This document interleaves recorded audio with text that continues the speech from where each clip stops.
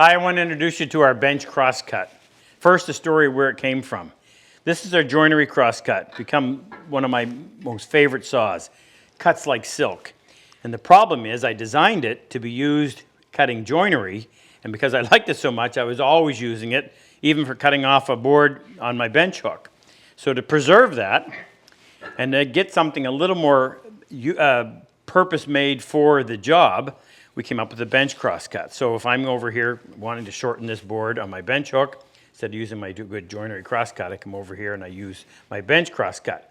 Heavier tooth, heavier saw overall, just makes the job a lot quicker. Now, for comparison's sake, let me put the three of them together. This is our 3/4 joinery saw. This is our joinery crosscut, and this is our bench crosscut. Now, I'll give you the lengths. The blade length on the 3/4 is 8 inches. The joinery crosscut is 10 inches, and the bench crosscut is 11. So it ranges in depth of cut. This one is 1.25 inches.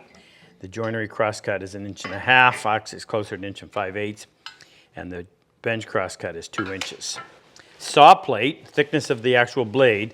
This one is 15 thousandths of an inch. This one is 20. This one is 25. And tooth count goes from 22 teeth per inch to 15 teeth per inch to 13 teeth per inch. So of the saws, this one is the one that's going to cut the fastest and has the greatest capacity, obviously. The brass back is also 15/16 of an inch in width, so there's considerable more weight on this one. Not to mention you got a thicker blade. The handle's exact the same. My thinking behind that was if you get accustomed to holding one style of handle, it's going to benefit you on every saw you pick up because you're going to know where plumb is, you're going to know where certain angles are just by feel alone. So when I want to cut something and make it a little bit shorter, like I said, prior to going over to my shooting board, I'll come in here, and this makes pretty quick work of a job like that. It's longer so you can get a little more of a stroke. And of course with the 13 teeth per inch, sails through that pretty quickly. And that extra thickness in the blade really helps in keeping that nice and stiff. Really good feedback when you're using it.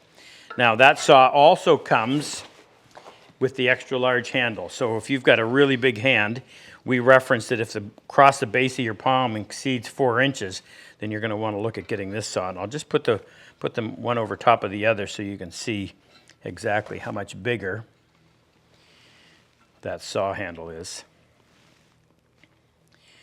So if you've got a really big paw, that may be your choice. If you're looking to round out your collection of saws and you want something that will be a little quicker at making those crosscuts, try out our bench crosscut.